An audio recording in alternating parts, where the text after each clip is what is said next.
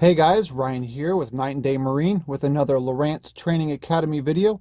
I am here with my brand new Hook 7 Reveal Triple Shot. I just got this in a few days ago, so I've got to say I'm pretty excited about it. I'm happy to be able to make this video for you guys, show you about all of just kind of the basics of this unit. Now I will make a lot more videos for, how to use the sonar, the structure scan, just basically all the other features. I will have some of them here on YouTube, but the majority of them will be on my new website, lowrancetrainingacademy.com. I did just get that up and running, so I recommend clicking on the link down in the video description below, which will take you to that website. I've got a lot more videos on there than I do actually on my YouTube channel, and I will continue to be putting out a lot more videos on there as well. So go and check that out. So let's go ahead and get started here. As you can see, it looks very similar to the original Hook 2. The really only difference is that it's a little bit shinier, and you can see where it shows reveal right here. Other than that, the main difference is, as far as the internal functions of it, is that this unit does the fish reveal so that it takes your regular sonar and it overlays it on top of your downscan imaging. And it also has the ability to do the Genesis Live, which is something that the Hook 2s could not do before. The Genesis Live is just this cool feature where you can set it up to, you just insert an SD card into the unit, and as you drive around, it'll actually use your sonar recordings to create real high resolution custom mapping of anywhere that you're trying to travel around on the screen. Now, I will make videos to show you how to use those features specifically, but for right now, I'm just going to cover all of the basics and really show you just everything that you need to know on how to just kind of work this unit and get out on the water and be able to use it kind of just effectively. So let's go ahead and get started here. The first thing I want to show you is if we press our power button right here, we can hit up, which brings up our system controls. You've got a bunch of different features here. So the first one here is like your standby. So that's if you don't want to power the unit all the way down, but you don't want to draw very much power off of your battery. You can just quickly click on your enter button right here. And as you can see, the screen goes dark, and you can kind of see where it shows Hook reveal on the screen. And so that way it's just not pulling very much power. It's like 0.1 amps an hour. It's very minimal. And so all you got to do is when you're done, you can actually just press your power button right there, and it comes right back. So that way you don't have to worry about powering it off and waiting for it to boot back up. It's just right there, ready to go at your fingertips. Now the next option is going to be your settings. Now if you click on this, this takes you all the way into your internal settings on the unit here. Now there is another way to access that, which I will show you here in just a minute. But for now, let's go ahead and back out of that. Let's press it again. Now you have your power off function there. Now if I press it, what it's going to do is it's just going to turn my unit off. Now I highly recommend when you power your unit down is to go in and do it this way. But you can also just press and hold down your power button for about 4 to 5 seconds and then release, and your unit will also shut down that way as well. However, I don't always recommend doing that because a lot of times people will accidentally kind of click on it a few times, or their finger will kind of falter a little bit, and it'll actually dim the backlight on it. And so that way when they go to turn it on the next time, it'll start to load up and I'll say like Hook reveal, and the screen will just go completely black. And a lot of people don't realize that you can just tap on the power button to brighten it back up. Now, I did make a whole video about this a couple of weeks ago, and so if you ever run into that problem, you can watch that video and see how to do it. Now, the next one over is also the brightness, which, like I just mentioned, if we press our enter button, you have this little slider bar right here where we can use our down arrows and our up arrows to kind of just control the brightness. Or just from any screen, you don't have to have this pulled up, but just from anywhere, you can actually just simply press your power button. And as you can see, it cycles through the power levels just like that. So it makes it a lot easier if you just want to quickly dim it down or brighten it up a little bit. Now, the next one is your night mode. If we click on that, what that's going to do is it just kind of dims the screen a little bit and changes the colors, puts a lot of more red and grays in, just so that it's a little bit easier to view it at nighttime. It's not quite as hard on your eyes. Now let's switch that back. Now, back over here, we have our data overlay. Now your data overlay are the little figures that you have up in the top corner right here. So like your speed, your depth, your water temperature. Now you can adjust those by using the edit overlay feature, but if you just click on data overlay, if we press our enter button, it just simply turns it off and it turns them right back on. Now that will apply to any screen that you're on. So if you turn them off here, they will also be off on like your sonar or your structure screen as well. Now, one thing I want to point out, anytime you see a little orange bar over the top of a menu, that means that that menu is on, it's activated. If, like here where you see it's gone, and you now see that it's gray, it means that the menu is turned off. That kind of applies to a lot of different things in this unit. So just at a quick glance, you can tell what is on and what is off. So let's turn it back on. Now the next one is our edit overlay. Now if we click on that, that gives us the option actually to edit these right here. So we can go in, so like let's say if I press my enter button. Now actually one thing I want to point out is on this unit here, you're going to notice that you get these little blocks up here in the corners. And all it is it's just simply showing you what button to press that will correlate with the button over here to activate what it shows listed. So if I was to hit the X button right there, it'll finish my editing. If I press this button right here, which is my enter button, it will activate the options. So like say if I hit that, I can now go through and I can add extra overlays. I can move them around. I can change what I have here existing to something different. I can go into like the configure and I can change like the size of it and just different options there. Now we'll make another video about this, kind of going more into detail and into depth about how to adjust all these features on it and what each and every overlay actually does and how to use them. So let's go ahead and we're going to go back. All right, now the next one is going to be our log sonar. Now these options have the ability, if you insert a micro SD card into it, you can actually log your sonar, so that way it will record all of your sonar that you've passed over or have gone through after you have selected record, and then go back and view it at a later point in time. There's a lot of different things you can do with that. Again, I'll go into a little bit more detail about that whenever I do my sonar video for this unit. So we're going to go ahead and cancel. Now you also have your stop sonar, which all that does is it just stops all the sonar functions. It stops your transducer from pinging. And so I see that as very beneficial when, let's say if you're setting this up out of the water and you have your transducer connected to it. Sometimes it's not good to run your transducer out of the water for very, kind of lengths of time. So you can do that. Or I've seen where people have their unit connected to their trolling motor.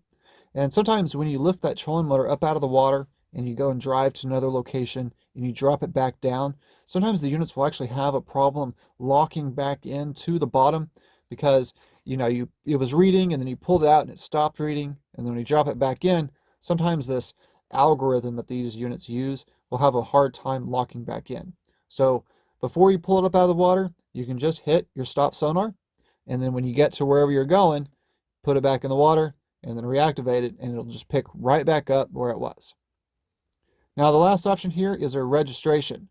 Now if we select that, it takes us to this screen here. I'm sure you've noticed this. This is one of the first screens that pops up the first time you turn it on. Now again, we'll make another video showing you how to register this, but you can just click remind me later if you don't want to do it right now. And I feel it's important to point out on that is that you don't have to register it. Yes, it is a little bit annoying that that screen keeps popping up on there, but registering your unit doesn't really do a whole lot for you. It will allow you to get like notification updates from Lowrance when, say, like new products come out that work with this unit, or if a new software update comes out, but it doesn't have anything to do with your warranty or the ability to like download maps or software updates or anything like that. So as far as any important functionality is concerned with the unit, does not affect it whether you have it registered or not. All right, so let's go ahead and exit out of our edit overlay screen here first. Let's press our X button.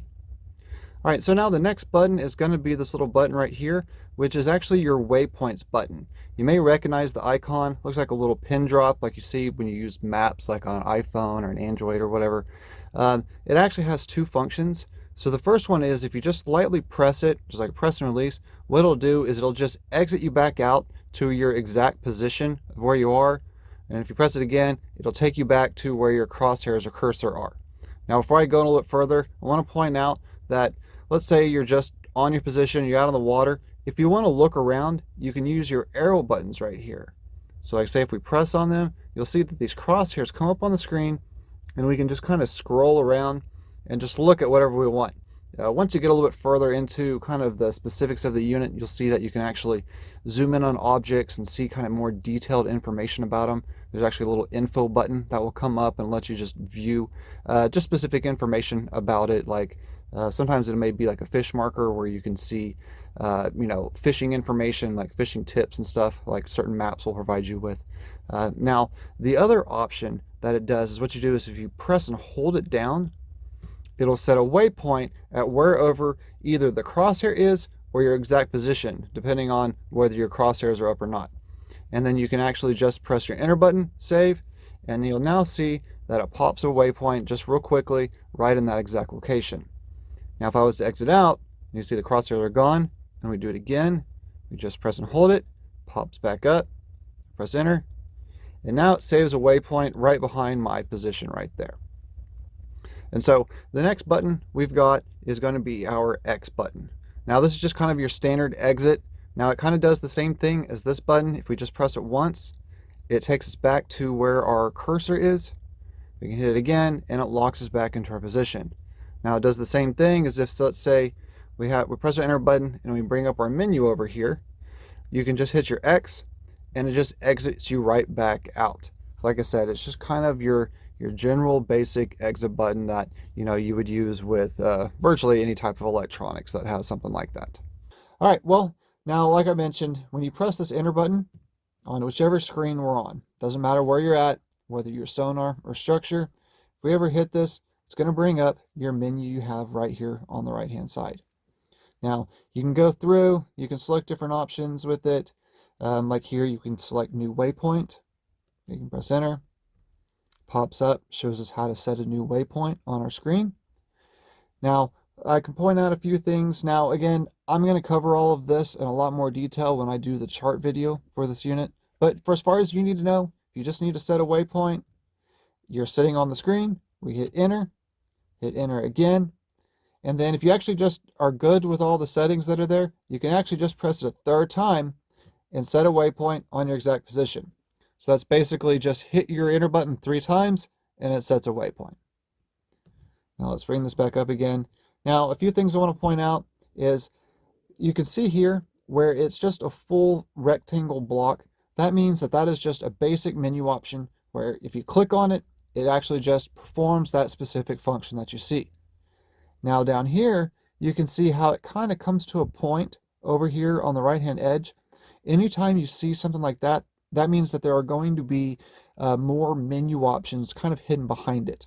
So as you can see, this is actually listed as more options. So when I select it, it now brings up another list of options to choose. Now there's more things like how you can see these little dashed lines right here on this right hand side. Anytime you see that, that means there's going to be just kind of sub-menus that apply directly to this. So as you can see where it says overlay, if I select that, I now have other options that I can select there. Now, one thing that will be there is once I insert an SD card into this unit and I'm locked onto a bottom, you are going to see the Genesis Live feature show up there, which I'm going to go through all that again on another video, but that's how you'll be able to actually turn on the ability to record your sonar logs right on top of your screen in real time. And now the last one you're going to see is how it kind of has this little corner cut out here. That means that it's a menu that you can turn on or off. So if I select it, it pops up. You can now have a little orange corner, which means that is now activated. When I unclick it, it goes away and it means that is turned off. Now, the bottom one here, as you can see, it's kind of at an arrow, which means it's going to take us into another list of menus. And there we have the same type of stuff. You've got the little 4 gray lines there, which is going to apply to that. You've got the arrow to go to more options. So let's go ahead and go back here. Now the next buttons at the top here is your plus button is going to be your zoom button, like your zoom in.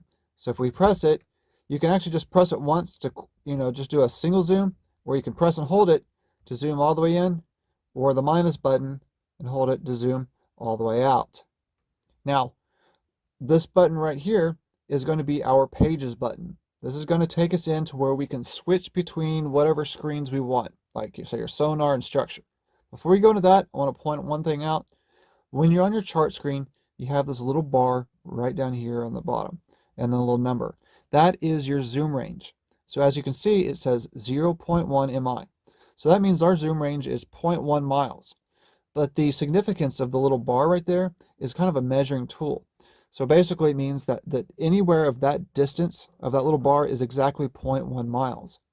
Now as we zoom in and out, you're going to see kind of the length of it change, but that's fine because let's say if we go all the way out to, let's say, 20 miles, we now know that on the screen, this length right there of distance is exactly 20 miles. So it's just a good way to be able to kind of measure distance on your chart screen. So all right, let's go ahead and jump into our pages screen. Now when we press our pages button here, it pops right up, and now we can choose between whatever screen we want to pick between. So we have our chart, sonar, structure, downscan, and then we have our split screens that we can set up. So the first one right here is going to be our sonar screen. If we select it, it pops right up. Now, because I'm not on the water, we're not getting any type of image on the screen, but normally you'll get your scroll coming across. And actually, you know what? Let's go ahead and turn on our simulator so I can show you a few things. Let's go in, and I'll go back through these, explain all these a little bit better in case, you get lost and you're wondering, oh, what buttons do I select to get there or this or that? So I will explain that at a later point in time. All right, now that we have our simulator turned on, you can now see that our sonar is starting to scroll across. Now, important features on our sonar screen. As you notice, you have this little range of numbers right here on the right-hand side. Now, that is to show you what the depths are. So you're going to notice that the very top shows a 0, and the bottom number down here is a 20. So that number is going to change because these units will generally be defaulted to have your auto range turned on. So that means that anytime your depth of water that you're in changes, it's going to automatically change for you right on the screen. And then these little values in between will also kind of change with it, just to kind of help give you a better idea of where things are out of the water. So let's say, for example, this little bit popping up right here, structure, meets up right, well, now that we jump, let's say this little bit right here meets up right at the 10. So we know that's around 10 feet or somewhere in between 10 and 5. So it's just kind of like a little way to help you, figure out how deep objects are in the water. So that way whenever you're fishing, throwing your line out, you know how far to, put it down and to be able to catch that fish. So that's really about it as far as just directly what you're seeing on the screen. Now you will notice in the bottom left-hand corner here, maybe a little hard to see, that's going to be your frequency. So these units generally have a couple different frequencies that you can choose between. So if we press our enter button, you're going to bring up your menu. Now what I recommend is if you want to make any changes, you can click right here where it says mode and switch it to custom. However, just for the kind of the beginning user, if you just want to stick it on your boat and go, you can just leave it right there on auto. And these units actually have these algorithms in them that allow you to just stick it right on your boat and go, because it uses kind of the imaging that it's getting from your sonar to kind of configure itself with its sensitivity and its depth ranges. So that way it just kind of pre-configures itself just wherever you're at. That's why Lowrance announces that these are the world's easiest fish finders. Now, if you need to go through and adjust a bunch of settings, they can get a little bit complicated, but they say that it's the world's easiest because you can literally just stick it on your boat and go. You really don't have to make a lot of changes.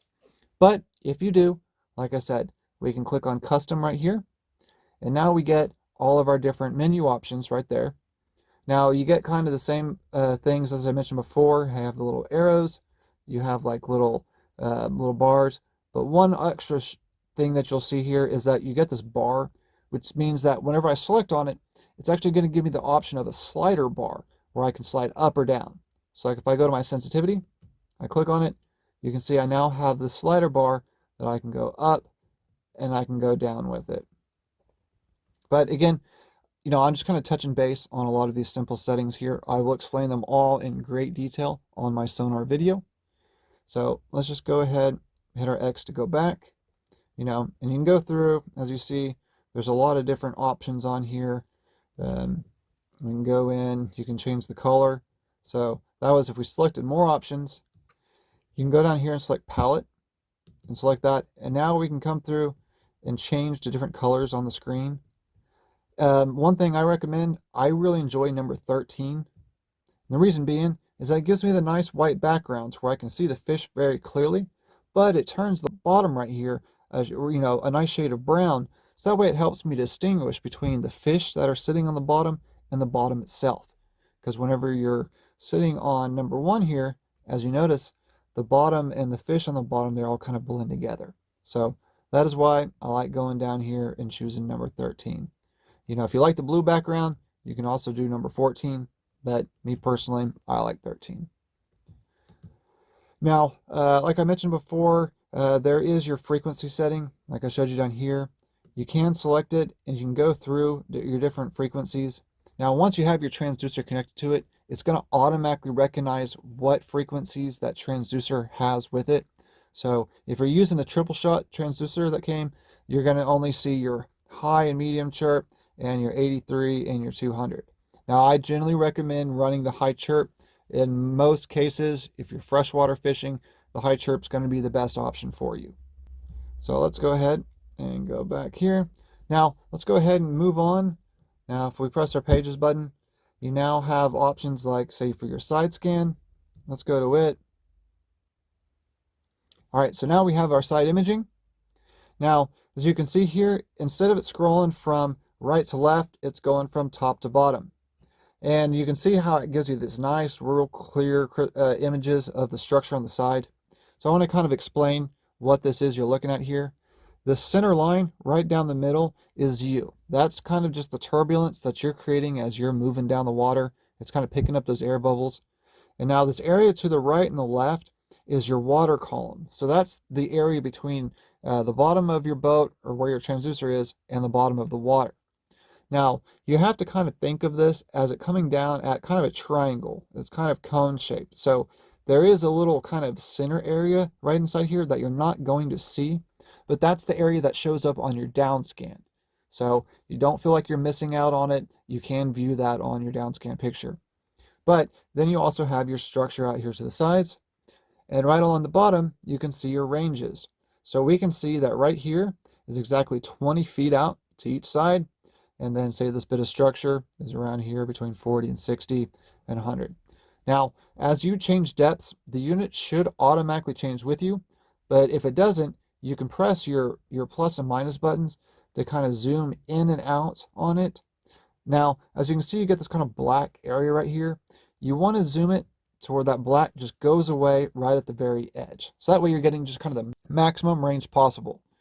Though some people do like to kind of zoom in a little bit so they can see what's inside that water column or what's just within the range of area that they're only interested in viewing. Now you can also press your enter button to bring up your menus. You can set it to custom, and now you can go through. You have all types of similar options. Again, I will make a video on structure scan. One thing I do want to point out is your frequency. Now you have your 455 and your 800. So running your 800 here is actually going to give you a little bit higher resolution imaging on it. Now, because I'm running a simulator, you can't really see any changes there. But what's going to happen is when you run your 800, it's going to be a lot more vivid, a lot clearer picture, but it's not going to allow you to see quite as far out to the sides. So if you're driving by and you see some pillars sticking up out of the water or some trees sticking up and you're not seeing them on here, try switching it to your 455. That allows you to see further out, and even though it's not quite as high res, it's still a really nice clear picture, and you'll be able to see that structure out to the sides. All right, so let's go ahead, move on to our down scan. Now here, this is going to be similar to the sonar picture you saw, where you have your scale on the right hand side. It's going to have that auto range set up on it to where it's going to automatically adjust the depth for you to kind of give you the maximum area of the screen possible. Now, you have your structure that kind of shows up inside here, but you're going to notice that you see these little colored blips that are showing in there with it. Now, that's because we have the fish reveal, that brand new feature I told you about, turned on.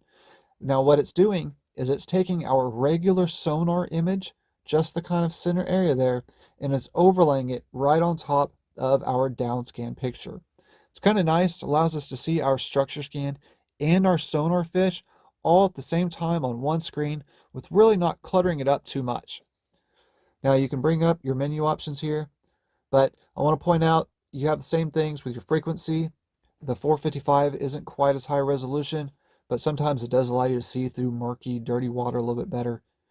Now, if we go into our more options right here, this is where you can turn on the fish reveal feature. As I pointed out before, you have the little orange corner, which means it's on. So if I select it, it turns that feature off. And now we're no longer going to see these little different colored blips on the screen because it removed that sonar image from the screen there. Now, if I click it back on, you'll start coming up. And now you get this new option down here for your fish reveal options. Now, another thing I want to point out here is that you see how you have your palette right here? This palette on this screen affects the structure part of it here. If we go down to our fish reveal options, you now have a second palette, which is going to affect just right inside here of the sonar image that it's overlaying on top of it. So a lot of people get confused there. They see those two palettes and they don't know which one to adjust. Well, that's what it is. This is for your regular sonar, and this one is for the structure. All right, so now, as you can see, we have these options here where we can pull up split screens. So if I pull that up, you'll see that it's going to give us a nice little split screen of our chart and our sonar. Now, these are customizable. As you can see, we have this add page right here. If I press enter on that, it now gives me the option to create a custom split screen image. So if I go over here, like I say, I select chart, press enter. I can now also select sonar, or I could also select downscan. As you can see, it sets these up on there. And now if I arrow down to right here, I have different layouts. So I can adjust how it shows up on the screen. I can set them side by side. Or if I arrow over between them, let's say, see how this is highlighted around this little box right there? If I press enter on it, I can now switch it around and kind of organize it exactly how I want. When I'm done, I can just actually press my enter. Or if I put one on here I decide I don't want, you can highlight the X, press enter, and it removes it right off the screen. Of course, then when you're done, you can arrow down. If you decide you don't want it, you can discard it, or you can arrow over here and we can save it. So if I select save, it then takes me right into that screen right there. And if I press my pages button again, I now have it right there as a quick access on my screen. So that's enough for all the pages. Let me touch base on a few more options here. Now you have your waypoints, routes, and trails. If you select it, it's going to give us our list of all of our waypoints, routes, and trails. So you have your waypoint screen where you can view all of your waypoints. You can kind of edit them, view them. You have the same thing for your routes, and you have the same thing for your trails. You can edit them. You can start new trails. That's just how you're going to control it from that one menu. So let's go ahead. Now, one thing, if I hit my X, it's going to take you all the way out.